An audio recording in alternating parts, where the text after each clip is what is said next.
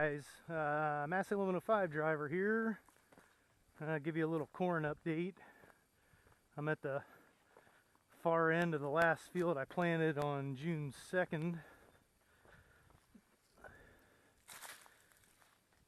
And I walked through 3/4 of this field down to this far end. This is what I was expecting down here when you have a year like we've had, wet, dry, mostly dry. You get along tree lines like this. This is usually what happens. Just nothing can grow.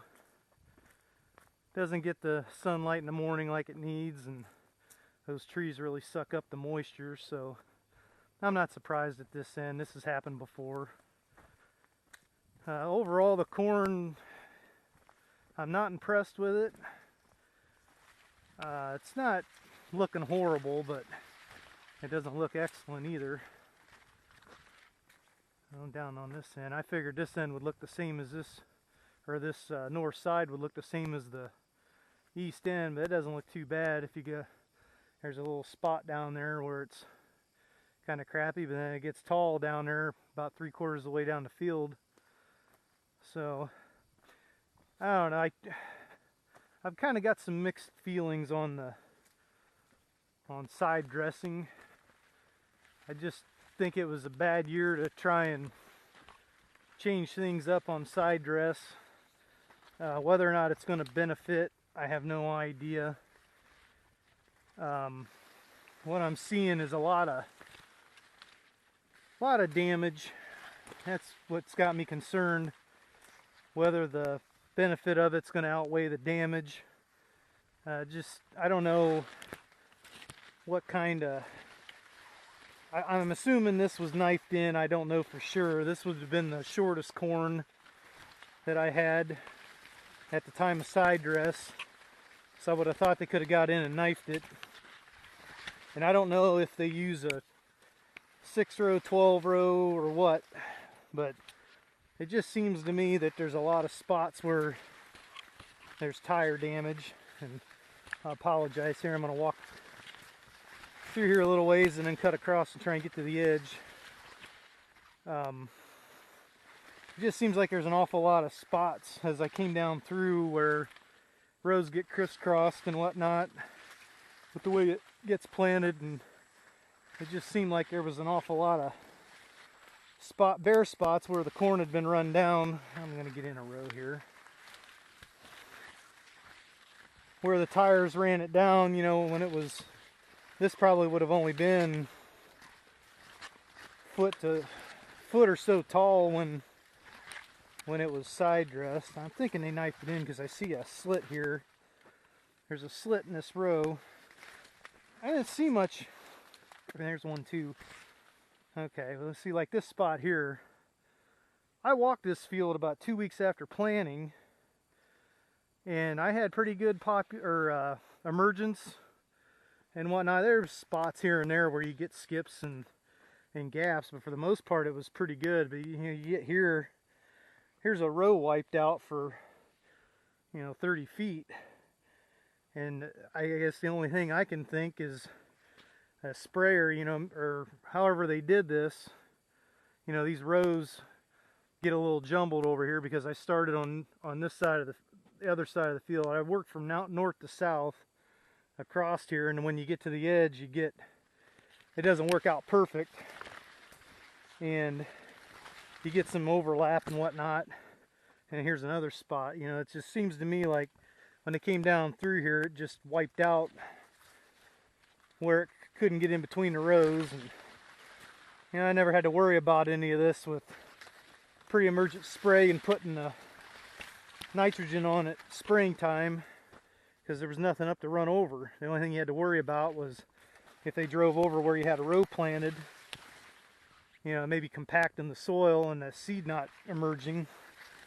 And if you had good moisture, it usually would, but if it was dry for a week or so, it might have a little trouble. But I don't know, there's just an awful lot of, seems like an awful lot of damage. And then when I walk down through the field, I'm noticing a lot of unevenness. You get into a spot kind of like this here. This corn's head high, but over there it's 8-9 feet tall, and it did that the whole way down through. It seemed like you're in a forest. It was so tall, and then you get into a spot where it's head to shoulder high, so seeing some unevenness. You know, we can always use more rain, but we have had decent rain. I don't know about this spot exactly. This is 3 miles north of my house, and we had almost 5 inches of rain in July, in which you think, wow, what are you complaining about? Now, the days it wasn't raining, it was 90 degrees or upper 80s, so it just kind of, you know, you get a little bit of moisture. There it is. You get a little bit of moisture, but with the heat, you know, it's gone in no time. So I'll get out here in this grassy area, but I mean, it looks good from a distance. It doesn't look too bad. I hope I'm not blocking anything by trying to keep the sun out. But there's just lots of spots where it looks like the side dress rig did damage and wiped out corn. Like I say, hopefully the benefits outweigh the loss. I'm going to seriously consider going back to the old way next year, having all my nitrogen put on it at pre-emerge spray time. This year I had them put 10 gallons on at spray time, and then come back in with 30 gallons of side dress. And you know, that's probably a good way of doing it, you know, if the corn's 8 to 12 inches tall when they side dress, because I don't know, it just seems like there's less chance of doing more damage at that point. But some of the corn I had them side dress was waist high or better when they came in, and you run over corn that tall, it's never coming back. See, right here is just that corn's 10 feet tall right there. Not that it matters, you know, as long as it puts an ear on it, but the edges are always a little rough. This edge is low. We had some big rains up here too. This spring, see, like right here, I'm standing in a ditch where you can see where the water ran. This has never happened in all the years I've farmed this. I've been farming this field probably, I'd have to go back and look, 7-8 years at least. This has never washed on this end like this until this year. So we had lots of big rains back in the spring, 2 or 3 that I can think of, that were just heavy downpour washing rains, kind of like what they're having on the East Coast here in the last week.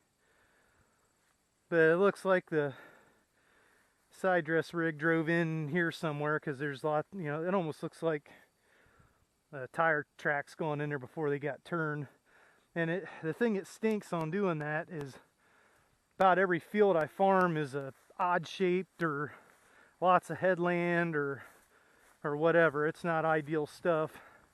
They're not big square fields that you can get into easy. They're all jacked up, and some of them you can get in a corner, some of them you have to get in the middle. So it's just not ideal fields. So that's why I'm thinking maybe that wasn't such a good idea. But I don't know, if we get some good rain here in August, I think it'll probably yield all right. I've had a year up here where I was in around 170, 180 bushel, and then I've had a year where it was 100 bushels. So back in 12 when we had our drought, nothing produced. But